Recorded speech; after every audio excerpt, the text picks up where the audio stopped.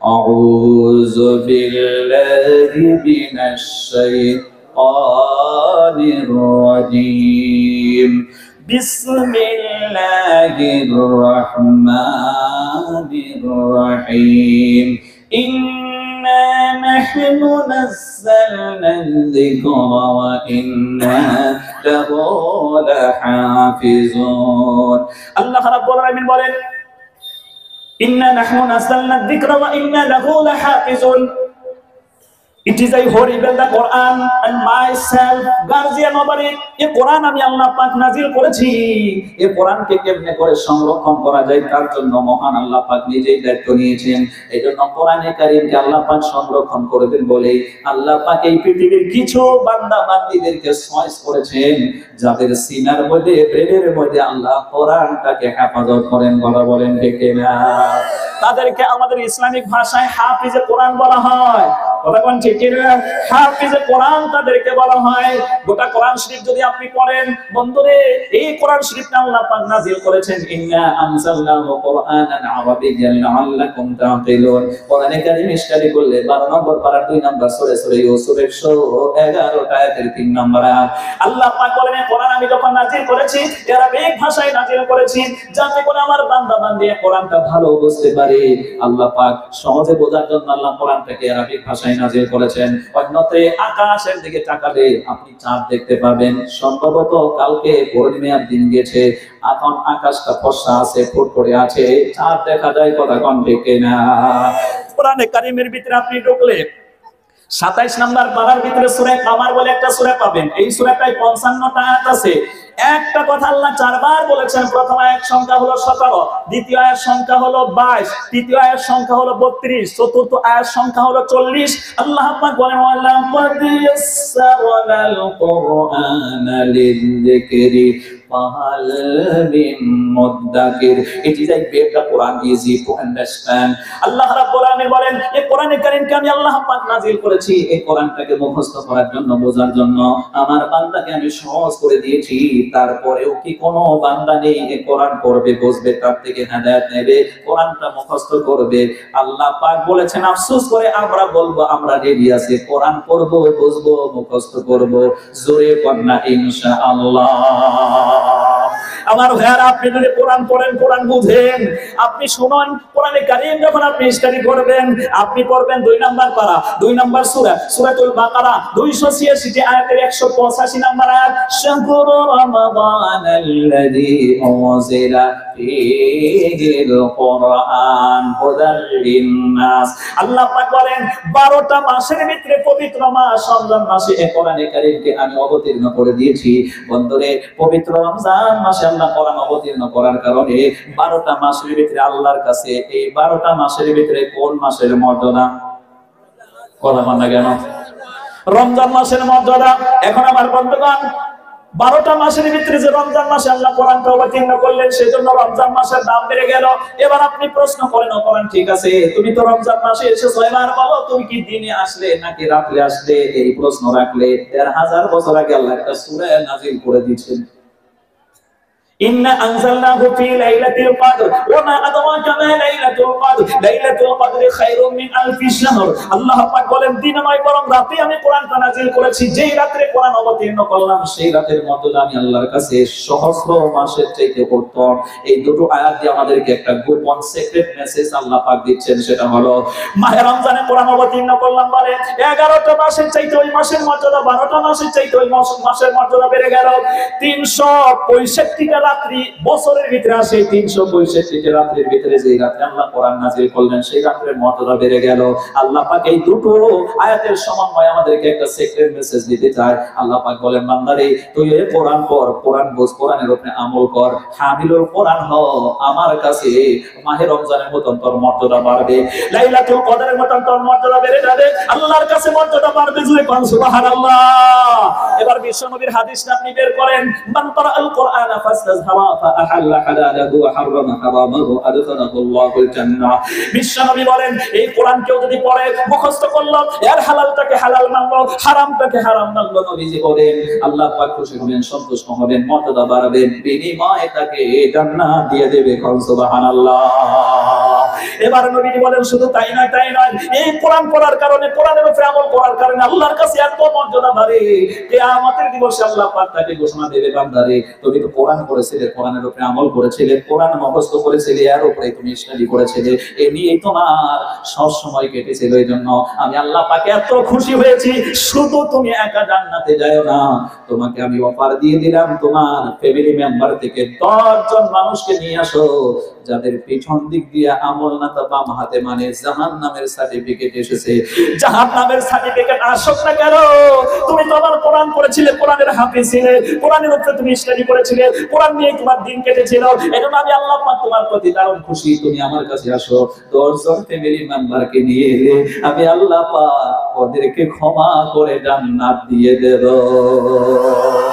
আমার ভাইয়েরা, এই গণিতিক সূত্র যদি এখান থেকে ধরেন, তাইলে হাদিস দিয়ে যদি আপনি লক্ষ্য করেন আপনার ফ্যামিলি মেম্বার আছে 11 জন, তাইলে একজনকে কোরআনের হাফিজ বানাবেন, হাফিজ সাহেব জান্নাতে, এবং 10 জনকে সুপারিশ করে জান্নাতে। আর একটু মহব্বতে বলে ফ্যামিলি মেম্বার যদি 22 জন আছেন তাইলে 2 জনকে বানান, ফ্যামিলি মেম্বার 33 জন আছে 3 জনকে বানান, এইভাবে 11 জনের ভিতরে একজনকে কোরআনের হাফিজ বানাতে হবে। এখন আপনি সিদ্ধান্ত নিতে হবে, এই নবীজির এই হাদিসের উপরে আমল করতে গিয়ে আপনার একটা বাচ্চাকে কোরআনের হাফিজ বানাতে হবে।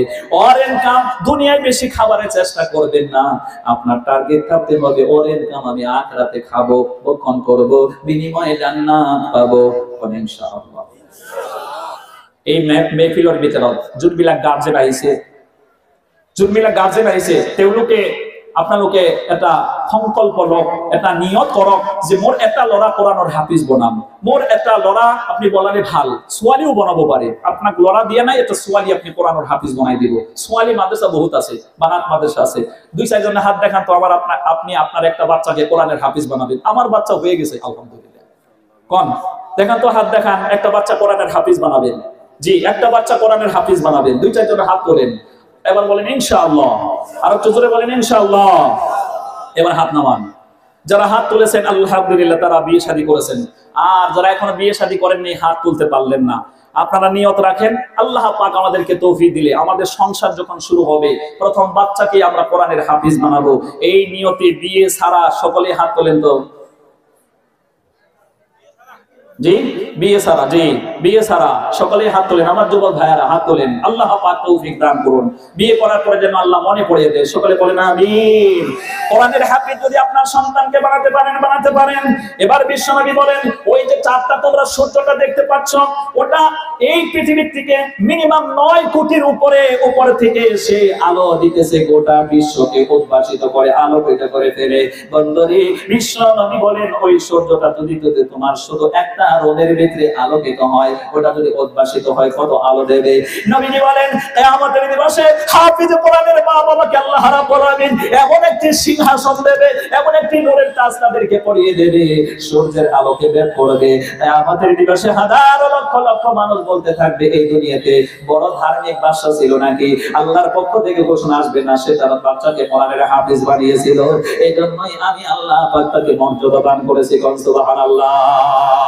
শুধু তাই নয়, আল্লাহর রাসূল বলেন কিয়ামতের দিবসে কোরআনে হাকিম যখন আপনি পড়বেন, আমার বন্ধুগণ 16 নম্বর পারার, এটা হলো 1 নম্বর সূরা, সূরা কাহাফ 110 আয়াতের 107 নম্বর আয়াত, ইন্নাল্লাযীনা আমানু ওয়া আমিলুস সালিহাত সায়াজআলু লাহুমুর রাহমান ইন্নাল্লাযীনা আমানু ওয়া আমিলুস সালিহাতি কানাত লাহুম জান্নাতুল ফিরদাউসি নুজুলা। আল্লাহ পাক বলেন নিশ্চয়ই যে ঈমান আনলো, আমলে সালেহ অর্জন করলো, আল্লাহ পাক বলেন আমি তাকে জান্নাতুল ফিরদাউস দেব। ওই হাফেজে কোরআনের মা বাবাকে আল্লাহ জান্নাতুল ফিরদাউস দান করবে। সুবহানাল্লাহ। আমার নবী মেরাজের মধ্যে গমন করে বিভিন্ন জান্নাতের খাতগুলো দেখেছেন, 8টা কোয়ালিটির জান্নাত আছে, 8টা জান্নাতের নাম আলাদা আলাদা আছে।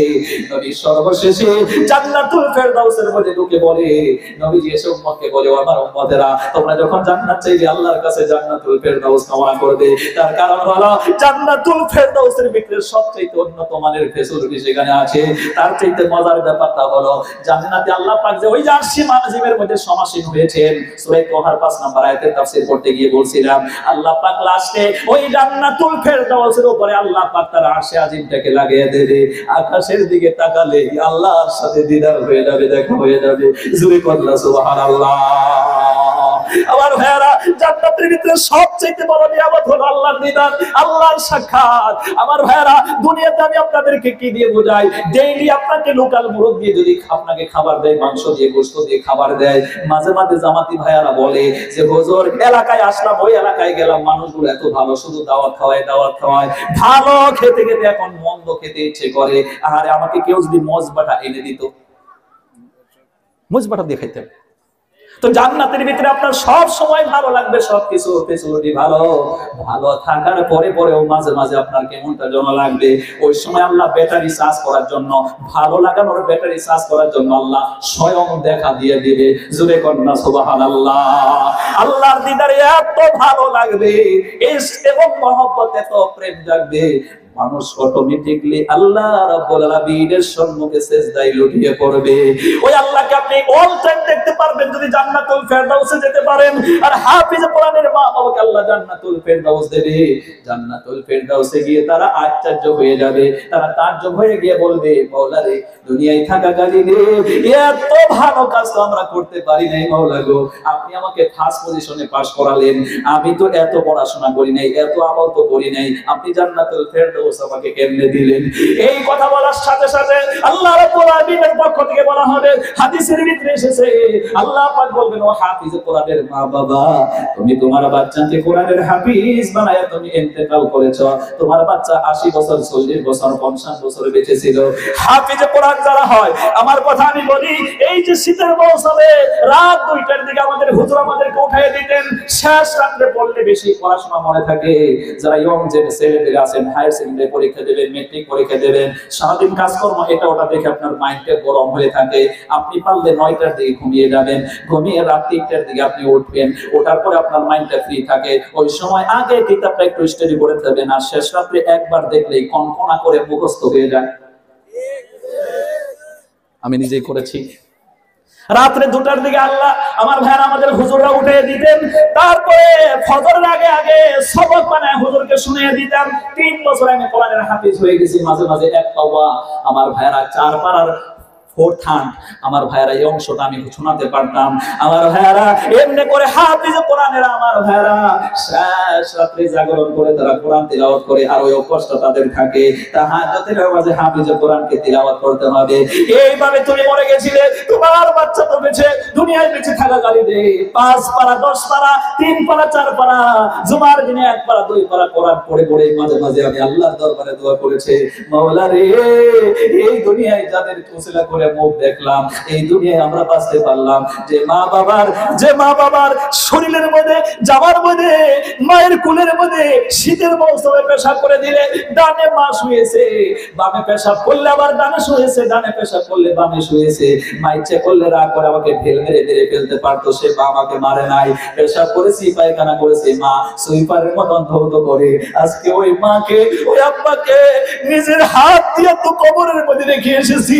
আমার আব্বুর কথা বলছি, 2011 সালের জুন মাসের 23 তারিখে আমার বাবাকে নিজে আমার ভাইরা জানাজার নামাজ পড়ে এমন জমিনের মধ্যে রাখলাম যেখানে আলো নাই, হাওয়া নাই, বাতাস নাই।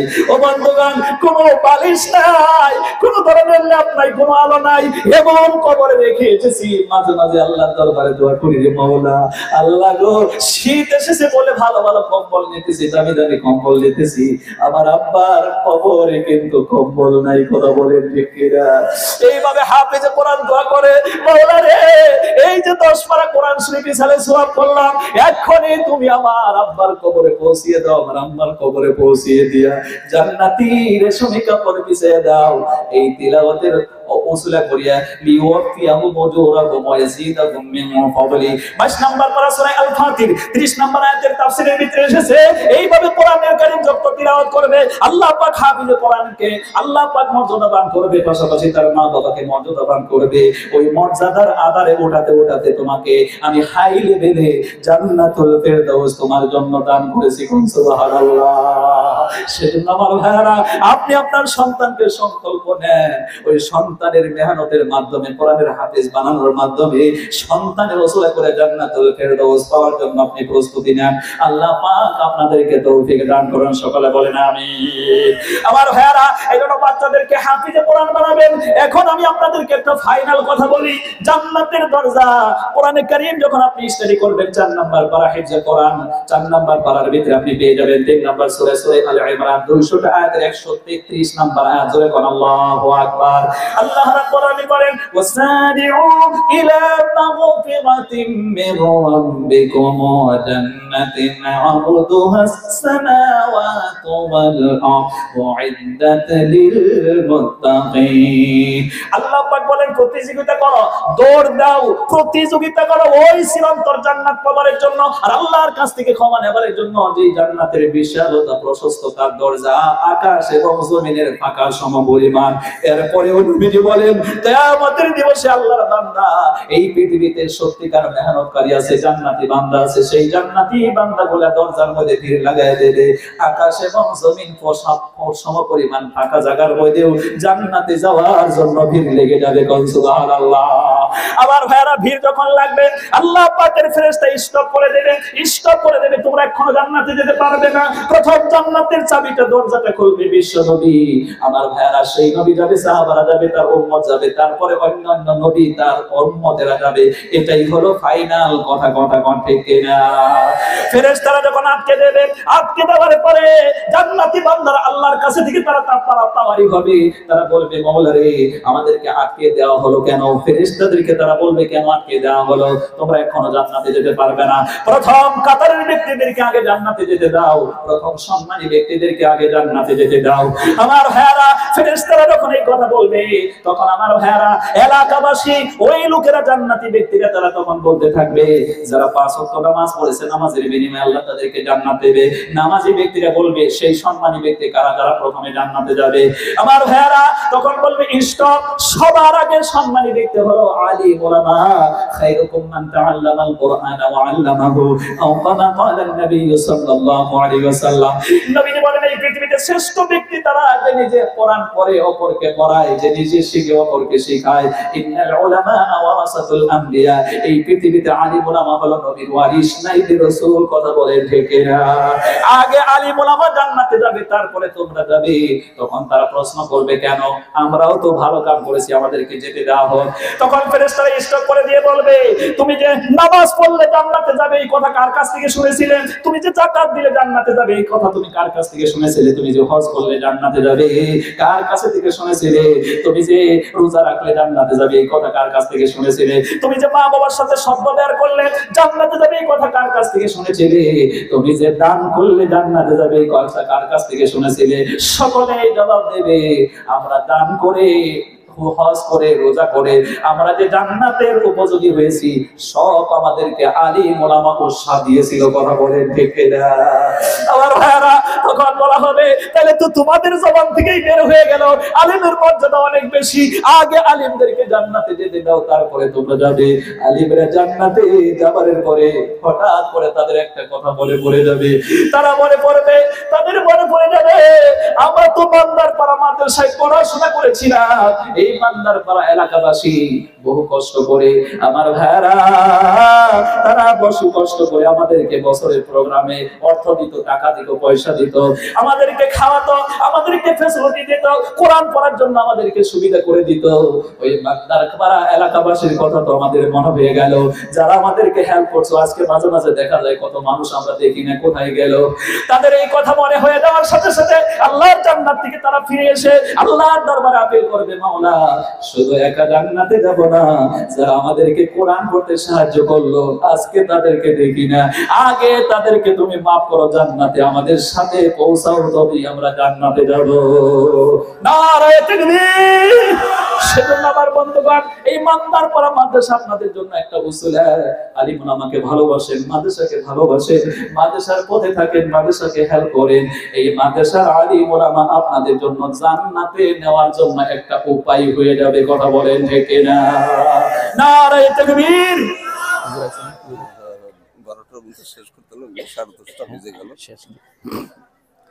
আমি আপনাদেরকে এতটা আলোচনার মাধ্যমে আমার ক্ষুদ্র বক্তব্য শেষ করছি।